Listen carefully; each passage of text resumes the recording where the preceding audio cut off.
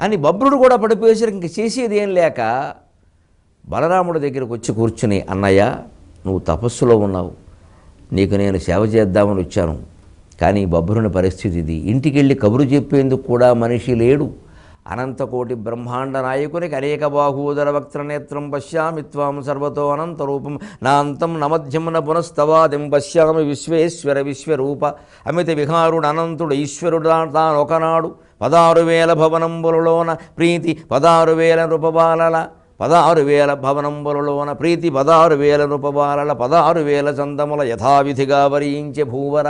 16,000 సంసారాలు కలిగిన వాడికి, యదు వృష్ణి భోజ కుకుర అంతక వాహినుల్ని ఏలిన వాడికి, కురు పాండవ సైన్యాలన్నిటికీ ఇంచుమించు నాయకత్వం వహించిన వాడికి, పిలిస్తే చాలు కొన్ని వేల మంది వచ్చి పాదాల మీద పడేవాడికి ఇంటికి కబురు చెబుదామంటే మనిషి లేడండి. గ్రహస్థితి అంటే ఎలా ఉంటుంది, పరిస్థితి అంటే ఎలా ఉంటుంది?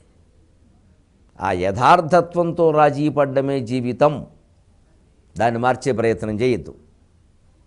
అందుకే కృష్ణుడు మార్చే ప్రయత్నం చేయాలి, తానే బయలుదేరాడు.